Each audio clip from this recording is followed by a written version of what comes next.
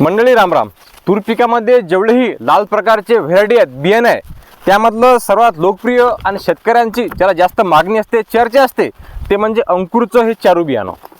आता नेमकं या चारू व्हेरायटीमध्ये असं काय वैशिष्ट्य आहे की दरवर्षी शेतकऱ्यांकडून जास्त मागणी या बियाण्याची होते?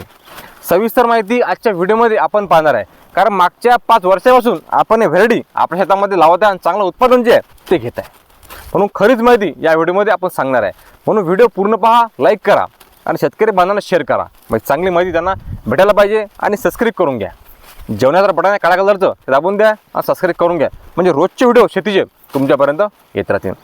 आता अंकुर सीड्स या कंपनीचं चारू हे एक लाल कलरचं उत्तम प्रकारे वाण आहे।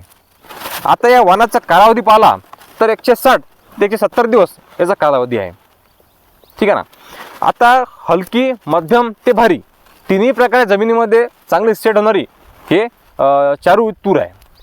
आता पेरणी करताना आपण लागवड किती घ्यायला पाहिजे? सर्वात महत्त्वाचं आपलं जे काम आहे ते म्हणजे अंतर। आपली जमीन जर भारी असेल तर आपण 8x1 वर लावा, मध्यम असेल तर आपण 8x6 किंवा 7 वर 1 लावा, आणि हलकी असेल तर आपण 7x1 लावा, 6x1 लावा। आपण मागच्या वर्षी याचं 8x1 फुटावर लागवड केली होती आणि चांगलं उत्पादन जे आहे ते आपल्याला आलेलं आहे। दुसरं वैशिष्ट्य म्हणजे या तुरीचे जे दाणे आहेत, लालसर तपकिरी कलरचे दाणे आहेत आणि हिरवीगार शेंग आहे, लालसर तपकिरी याचे दाणे टपर दाणे आहेत, लाल भडक तूर आहे। आणि मार्केटमध्ये गेल्यावर प्रति क्विंटलला इतर वाणापेक्षा या चारू तुरीला भाव जास्त असतो, हा शेतकऱ्याचा प्रत्यक्ष अनुभव आहे। म्हणजे शेतीमध्ये उत्पादन चांगलं निघते आणि मार्केटमध्ये गेल्यावर भावसुद्धा जास्त आहे। फक्त शक्यतोवर आपण हे तूर काढून रब्बी हंगामात दुसरी पेरणी करू शकत नाही, म्हणजे फार उशीर होते आणि जास्त उशीर करून मग पेरणी करून फायदा नाही। परंतु खरीपमध्येच एक दमदार उत्पादन जे आहे हे चारू पीक आपल्याला देऊन जाते। मागच्या 4 ते 5 वर्षापासून शेतकरी बांधवांना एक चांगलं दमदार उत्पादन जे आहे या चारू पिकांना दिलेलं आहे। आणि मागच्या वर्षी आपण सुद्धा बेडवर या तूर पिकाची लागवड केली होती, चांगलं उत्पादन जे आहे ते आपण काढलेलं आहे। आणि याही वर्षी आपण चारूचं बियाणं लागवड करता आणलेलं आहे।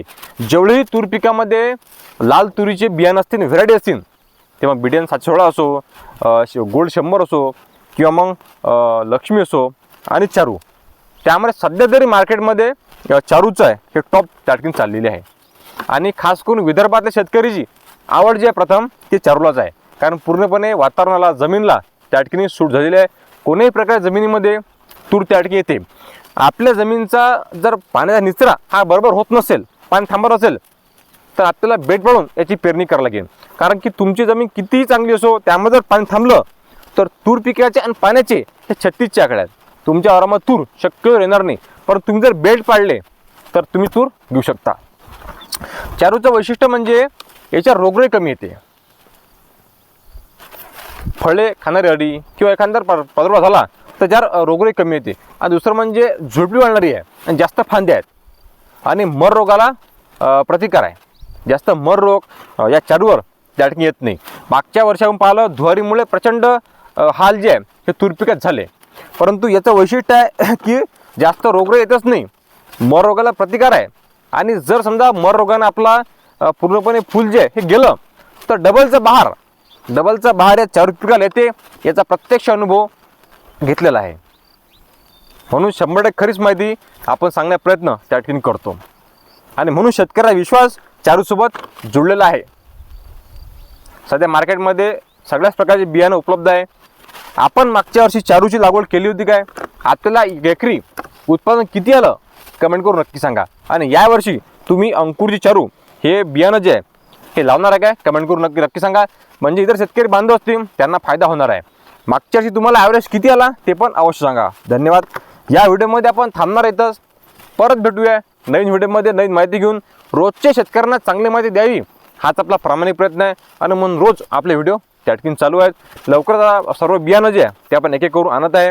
कापसाची तयारी आपली जूनपासून त्या ठिकाणी सुरू होणार आहे आणि तूरसुद्धा आपण आणलेली आहे। धन्यवाद। या व्हिडिओमध्ये आपण थांबणार येतच, परत भेटू नवीन व्हिडिओमध्ये नवीन माहिती घेऊन। तोपर्यंत जय जवान जय किसान।